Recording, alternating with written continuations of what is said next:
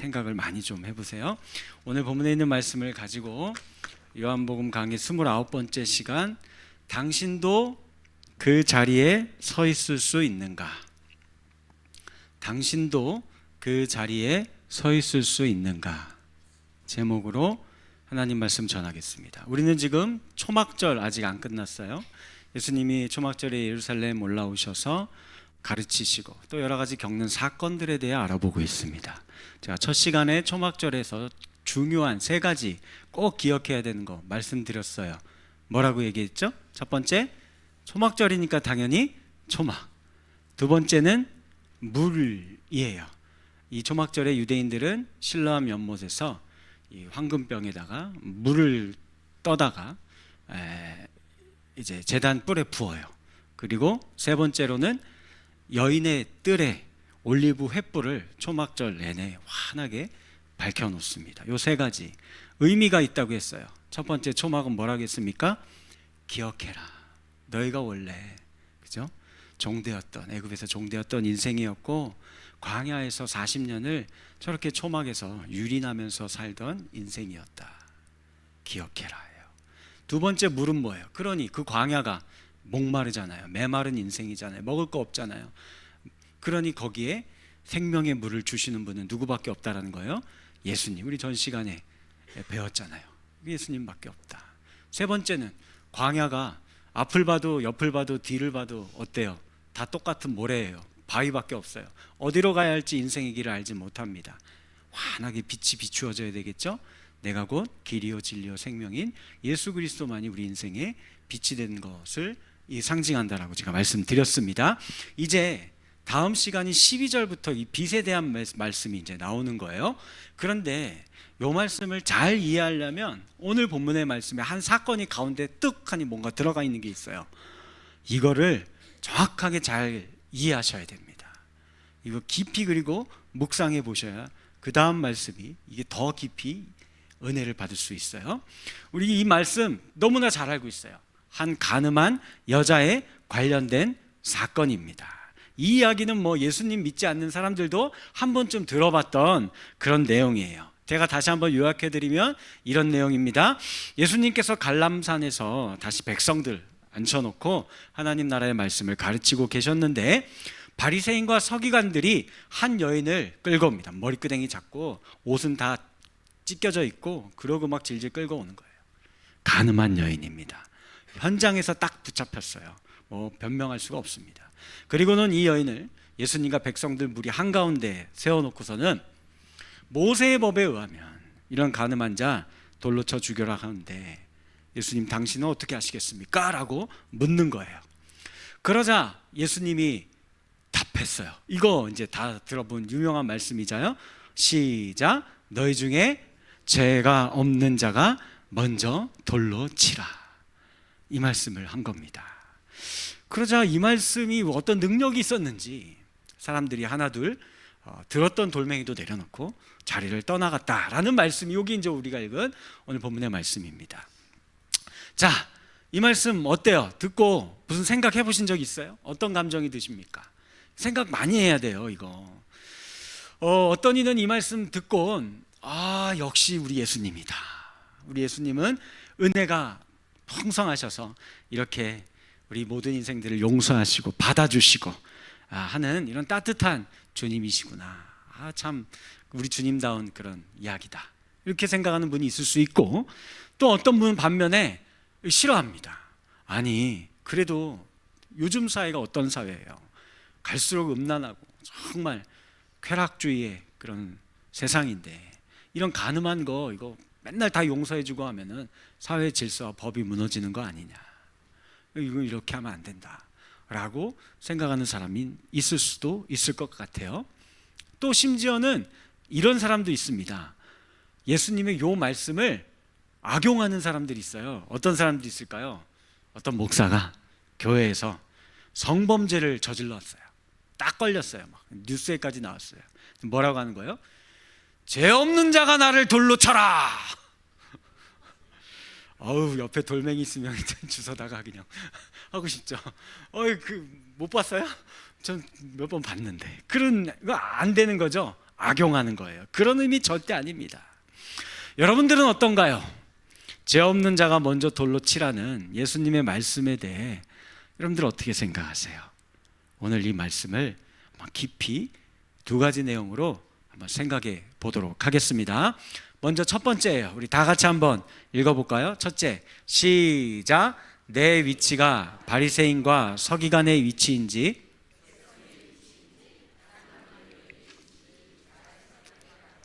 잘 생각해 봐야 돼요.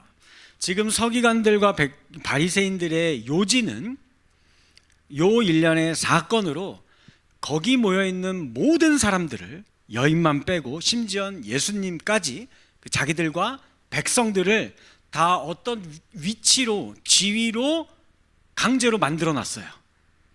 어떤 위치일까요? 심판관이에요. 우리가 심판하자, 요거 심판하자 이렇게 돼 있는 거예요. 그리고 이 심판자는 제3자의 위치입니다. 그 사건과 연루된 자가 아니에요. 나하고는 상관없어요. 제3자고 난 타자예요.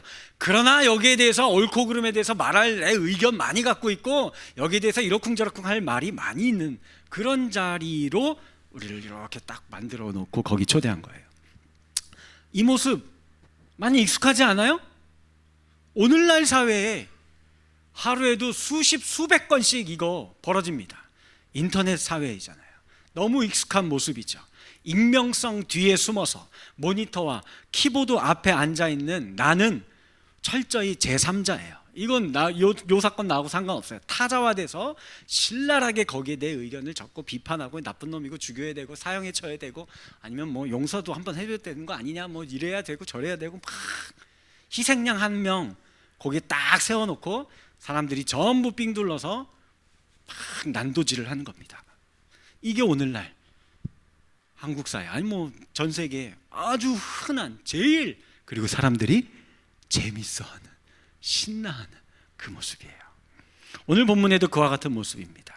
이 여자는 가늠한 여인입니다. 모세의 법에 따라서 여자를 돌로 쳐서 죽이는 것이 맞느냐, 아니면 뭐 용서해 줘야 되느냐라는 논리를 지금 들고 온 거예요. 즉 자기들은 이 경우에 해당 사항이 없는 존재로 만들고 있는 것입니다. 한번 생각해 봅시다. 이 오늘날 기독교에서 이 성적인 문제 중에서 가장 많이 민감하게 반응하고 격렬하게 반응하는 성적인 문제가 뭐예요? 동성애에 대한 문제잖아요. 동성애 제일 많이 목소리 크게 많이 내고 있어요. 다른 많은 성적인 문제들도 많은데 보면 유독 동성애에 대해서는 굉장히 강경하게 기독교가 반응을 합니다. 잘 생각해 보시면 대한민국 사회에 그 동성애 문제가 이제 크게 이슈화되기 전부터 사실은 만연한 성적인 부패와 타락의 문제 많았죠? 되게 많았습니다. 율락 여성들에 대한 그 문제 점점 늘어만 가는, 그죠? 주택가 한복판까지 치고 들어오는 늘어가는 유흥가, 미성년자에 대한 성적 학대와 착취, 직장 내 성폭력, 간통죄 폐지된 거 아세요? 10대 노래방 도우미들 데려다가 하고, 단란주점, 퇴폐 마사지 업소, 룸살롱 이런 데에서 대한민국 남성들 맨날 가고 거기에서 사업이 다 진행돼요. 인터넷 SNS를 통해 필터 없이 확산되는 음란한 사진과 유포되고 있는 동영상, 유튜브와 쇼츠, 릴스 이런 걸 통해서 노출되는 낯뜨거운 걸그룹들의 뮤직비디오와 음란한 웹툰과 불법 광고, 여러분들 핸드폰 갖고 있는 거 한두 번만 클릭하면 막 이렇게 막 쏟아져 나옵니다. 그뿐입니까? DM을 통해 산악회 모임 갑시다, 골프 치러 갑시다, 낚시 갑시다, 그거 아니에요. 그걸 빙자한 성적 쾌락을 추구하는 모임들입니다.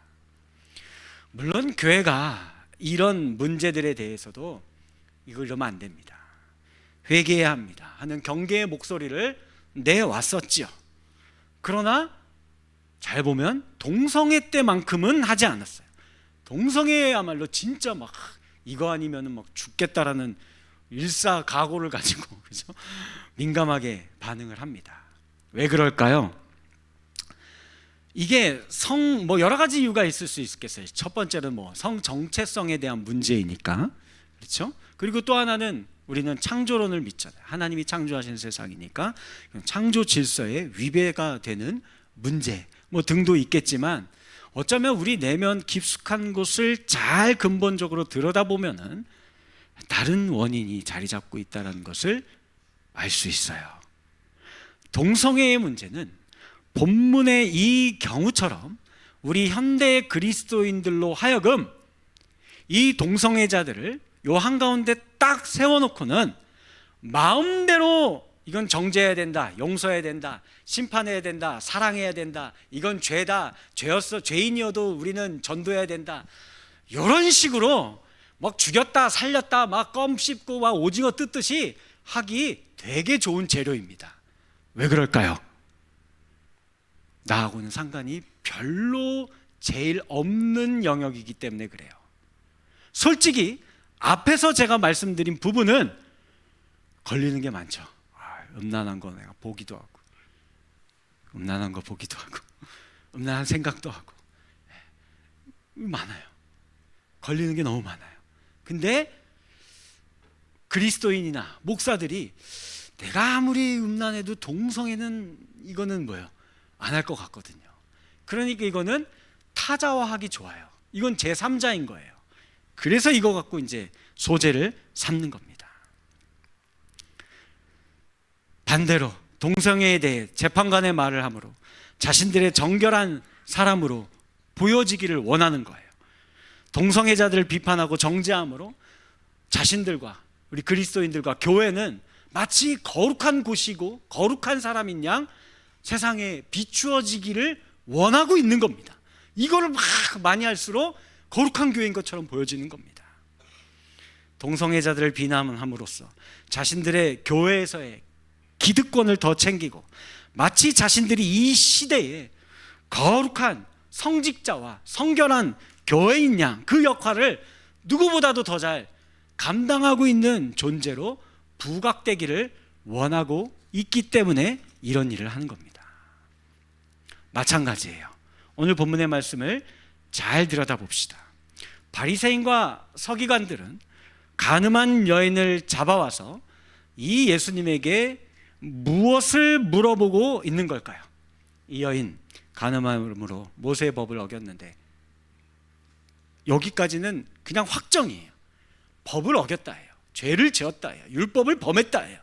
어떤 식으로 그러면 이걸 처벌하고 이 법을 당신은 어떻게 해석하고 적용하시겠습니까? 요걸 물어보고 있는 겁니다.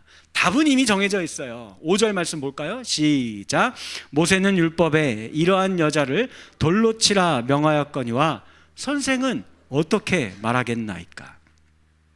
이들은 이미 이 여인은 율법을 범한 것이 확정적이니 그 신명기 22장에 기록되어 있는 모세의 율법을 예수님 당신은 어떻게 해석하고 적용하시겠느냐라고 묻고 있는 거예요. 왜 이렇게 묻는 걸까요? 의도가 있습니다. 그 의도가 6절이에요. 시작. 그들이 이렇게 말함은 고발할 조건을 얻고자 하여 예수를 시험함이러라. 시험하기 위해서. 우리 지지난 시간 계속 살펴봤잖아요. 이 바리새인과 서기관들, 이들의 지금 눈에 불을 켜고 하려는 게 뭐예요? 예수 잡아 죽이려고 하는 거잖아요. 이거 건수 잘 물었다 이겁니다. 이걸로 자신들의 그 목적을 이루기 위한 거예요. 그러니까 이 여인은 그냥 자기들의 목적을 이루기 위한 수단인 겁니다. 도대체 왜 이 여인이 간음하게 된 건지, 어쩌다가 이런 죄를 지은 건지, 그러면 이 여인의 영혼은 앞으로 어떻게 돼야 되는 건지, 그런 거 1도 관심 없어요. 그냥 요거는 좋은 재료고 수단이고 자신들의 목적을 이루기 위한, 그래서 가운데에다가 집어 던져놓고서는 자기 유익을 취하려고, 사익을 취하려고 하는 행위들을 하고 있는 거예요. 이거 빠져나갈 구멍이 사실 없어요. 올무에 걸린 거와 마찬가지입니다. 누가요? 예수님이요. 만약에 예수님께서 예수님께서 평소에 그 모습처럼 평소 예수님 같으면 야 아무리 그래도 용서해줘야 되지 않겠냐, 사랑해야지, 어떻게 죽이냐 뭐 이렇게 하면은 그럼 이제 어떻게 되는 거예요? 율법을 범한 자다, 그가 어떻게 선지자고 메시아일 수 있느냐, 백성들에게 이제 이렇게 호도하겠죠. 그럼 반대로 율법을 범했으면 죽여야지. 그래서 백성들 선도해서 죽이라고 해요. 그럼 어떻게 될까요? 로마의 법을 어기는 겁니다. 유대 사회는 지금 로마의 식민지 아래에 있어요. 사람의 그 사형 집행권은 로마의 사법부만 갖고 있는 겁니다. 그럼 그렇게 해버리면 예수를 로마의 법정이 고발해버리면 쉽게 예수를 처리할 수 있게 되는 겁니다. 어쨌든 그래서 이 예수를 고발하고자 여인을 도구화, 수단화하고 있다라는 거예요. 자신들의 목적을 위해서, 자신들의 수치를 감추기 위해서, 자신들은 그 무리에 속하지 않는다라는 것을 마치 증명이라도 해보일 요량으로 한 여인을 사람들 앞에 벌거벗겨 세워놓고 악한 이 행위를 아무렇지 않게 진행하고 있는 거란 거예요. 세계 2차 대전이 끝나고 프랑스에서는 이런 일이 벌어졌어요. 독일군의 포로로 잡혀갔다가 돌아온 여인들을 길거리 한복판에 사람들 다 모아놓은 데서 강제로 머리를 저렇게 밀어요. 삭발아요. 그리고 그 모습을 보면서 조롱합니다. 심지어는 그러니까 이 여인들은 어떤 여인들이냐, 포로로 끌려간 거예요, 전쟁통에. 그래서 어쩔 수 없이 강제로 독일군에게 성적 착취를 당하며 살았던 여인들이었고, 심지어 어떤 여인은 임신도 하고 아이도 낳았거든요. 그런데도 그 아이를 들고 있는 여인을 저렇게 성적 수치심을 주는, 머리를 밀고 사람들이 조롱하고 침 뱉고 돌멩이 던지고 저런 일을 해요. 왜 그러는 걸까요?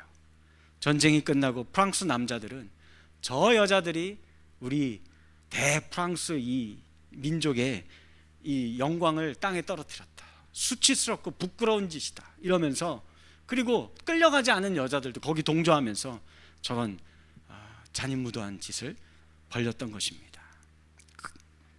저 여인들이 뭘 잘못했던 걸까요?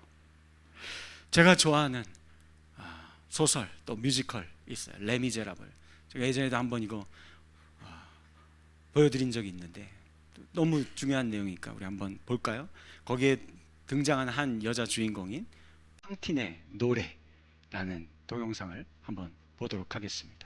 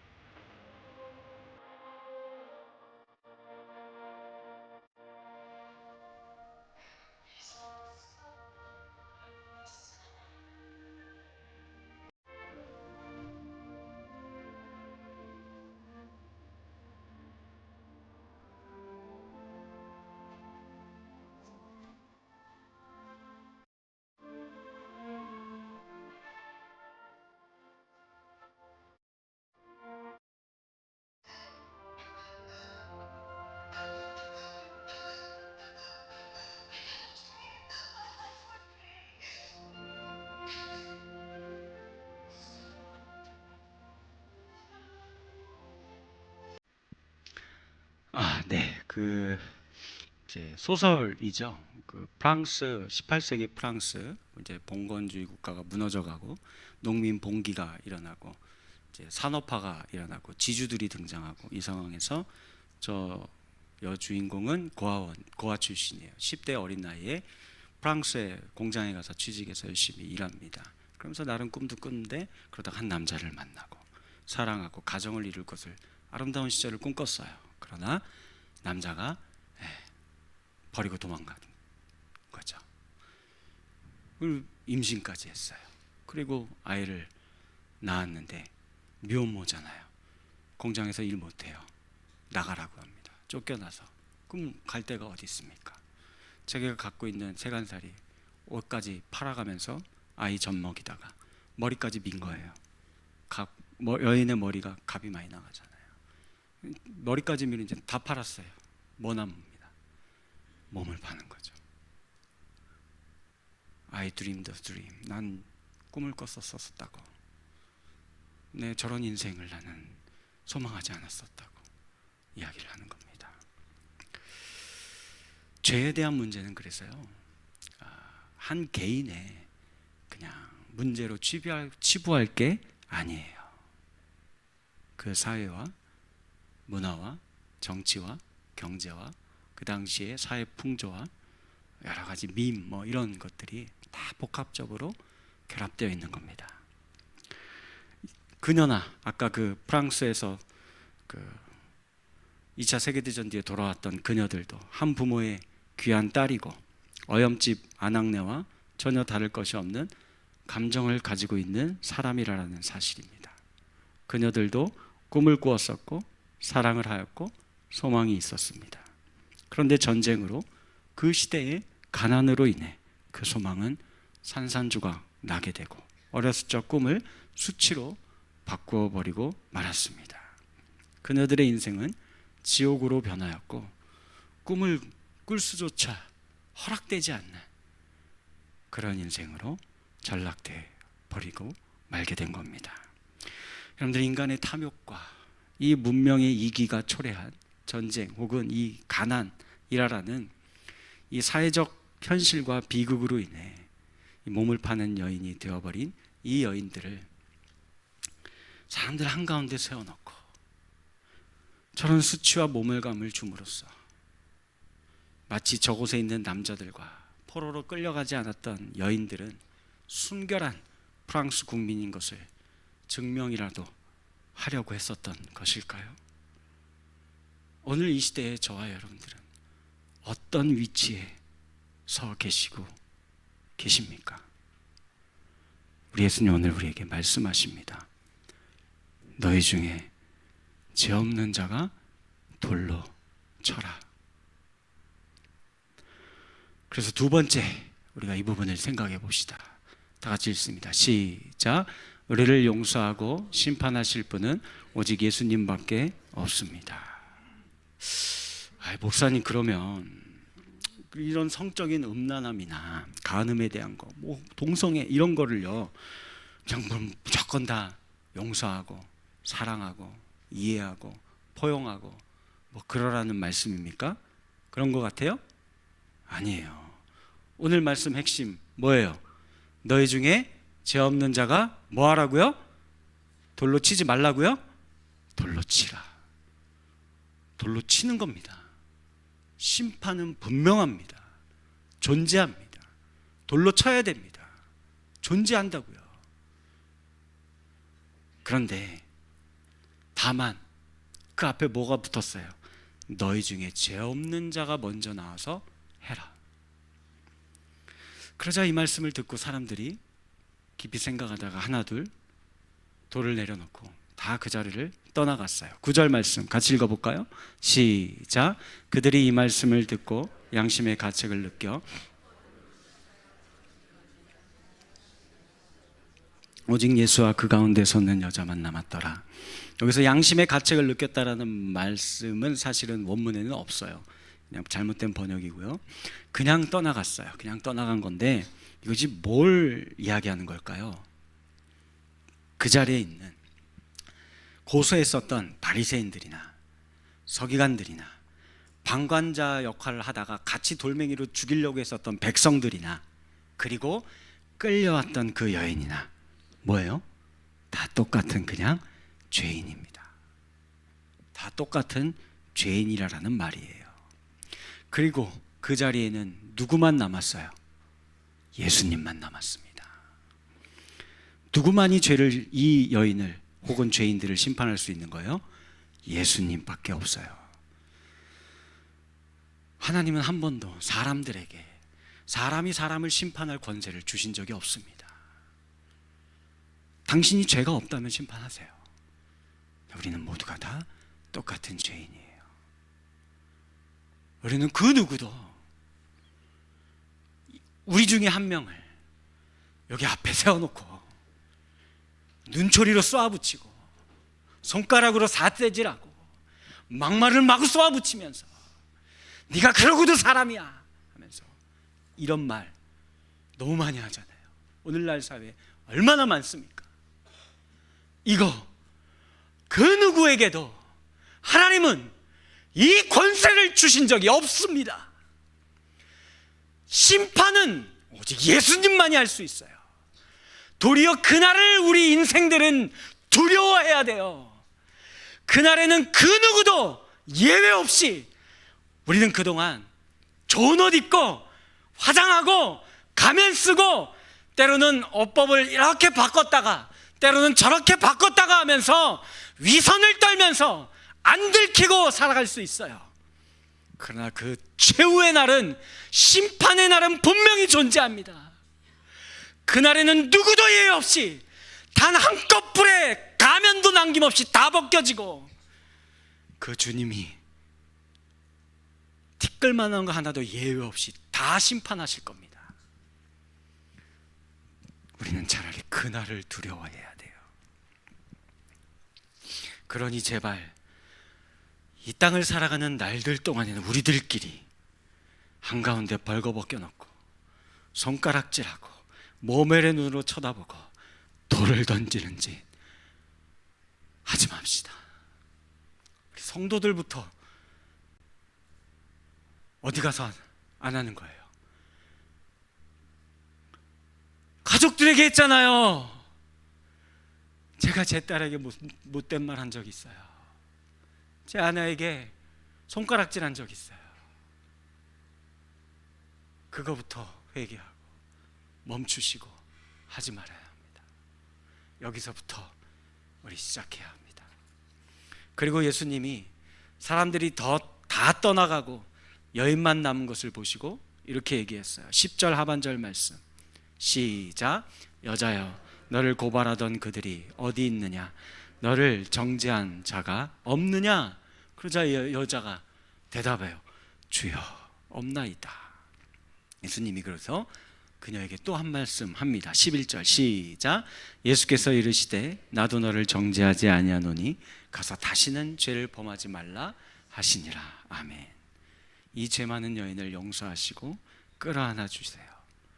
사실 잘 보면 이 여인 불쌍한 여인이에요. 간음은 혼자만 하는 건가요? 아니 손바닥도 부딪혀야 소리가 나죠. 그 남자 그놈이 있어야 될 거 아니에요. 그놈 어디 갔어요 여기? 제 생각에는 아마 만약에 이 여인이 왕족 출신의 여인이에요. 높은 지체가 높은 여인이었다고 해봐요. 그게 끌려왔었겠어요? 아마도 이 바리새인과 서기관들이 앞장서서 커버를 쳐줬을 거예요. 아유 저희가 처리할게요. 그죠? 비천한 여인이었던 것 같아요. 고아였을 수도 있습니다. 여기 끌려 나오고 남자는 면책받고 아유 뭐 남자는 됐어 뭐 넌 가봐 이렇게 해서 여기 온 거예요. 이 불쌍하고 가엾은 그러나 죄악 가운데 몸부림치며 사는 이 여인을 누가 용서해 줄 수 있습니까? 이 자리에 누구만 남았어요? 예수님만 남았죠. 용서해 줄 수 있는 분도 누구밖에 없어요? 예수님밖에 없습니다. 우리의 죄를 사해 주시고 우리를 구원해 주실 수 있는 분, 죄 없는 분이 그걸 할 수 있잖아요. 예수님밖에 없는 겁니다. 예수님은 바로 이 자리에 있는 이 가련한 불쌍한 여인, 그러나 죄악 가운데 늘 더럽히며 살 수밖에 없었던 이 여인을 구원하시기 위해 그 하늘 보좌를 버리시고 이 땅에 내려오신 단 한 분뿐인, 세상에 그 어떤 생명도 그 어떤 존재도 그 어떤 사람도 우리의 죄를 사해 줄 수 없고 우리를 구원할 수 없는데 단 한 분뿐인 유일하신 분 누구예요? 여기 남아있는 이 예수만이 이 여인을 구원하고 용서할 수 있었던 겁니다. 그것은 바리새인도 마찬가지고 서기관도 마찬가지고 그 백성들도, 그리고 오늘 여기 있는 저와 여러분들도 마찬가지입니다. 우리도 서로 그러고 살잖아요. 그런 우리를 용서하고 구원하실 수 있는 분 누구밖에 없어요? 예수님밖에 없음을 믿으시기 바랍니다. 이런 나를 유일하게 용서하시고 구원하실 수 있는 분 예수님밖에 없어요. 기억하세요. 그러니 심판주는 한 분 누구밖에 없어요? 예수님밖에 없고, 용서할 수 있는 이도 누구밖에 없어요? 예수님밖에 없습니다. 우리는 누군가를 심판하고 정죄할 권세 없고요, 사실 잘 알잖아요. 누군가를 용서할 수 있는 그런 마음과 힘도 우리 안에 없어요. 우리가 서야 할 자리는 이 여인과 같은 죄인의 자리입니다. 그것을 잊지 마시기 바랍니다. 우리가 그곳에 섰을 때 광야와 초막을 잊지 않고 우리가 죄인됨을 기억하고 하나님의 은혜의 생명수를 간구하며 오늘도 나를 용서하여 주시옵소서. 주 앞에 나가게 될 때에 생명의 빛이 저와 여러분들에게 비추어져 이제는 비로소 우리가 사람들을, 이웃을 사랑하며 용서할 수 있게 되는 것을 기억하시기 바랍니다. 말씀을 맺겠습니다. 예수님은 오늘 저와 여러분들에게, 그리고 이 세상에 말씀하십니다. 죄 없는 자가 먼저 돌로 치라. 그동안은 우리가 다 밖으로 했어요. 타인에게, 상대방에게 눈빛으로, 손가락질로, 주먹으로, 이 가시돋친 말로 사람들에게 향했던 것들을 이제는 나 자신을, 네 안을 먼저 돌아봐라. 너 죄 없으면 너 먼저 돌아봐라. 나 자신에게 돌리는 이 예수님의 음성을 귀 기울여 들으실 수 있는 저와 여러분들이 되었으면 좋겠습니다. 그리고 이 여인과 같은 저에게, 여러분들에게 예수님은 언제나 다시 또 오늘 저에게 이렇게 말씀하십니다. 제어가 다시는 그 죄를 또 짓지 말아라. 너 또 가서 그렇게 사람들한테 네가 함부로 밖으로 표출하면서 네 안에 있는 분노와 미움과 간음과 그걸 쏟아내고 살지 말아라. 우리에게 말씀하십니다. 오늘 듣지 않았어요. 이 말씀을 듣고 다시 예수께 돌아가실 수 있는, 변화된 삶을 살아가실 수 있는 저와 여러분들 되어지기를 주님의 이름으로 간절히 축원합니다. 함께 찬양하고 기도하겠습니다.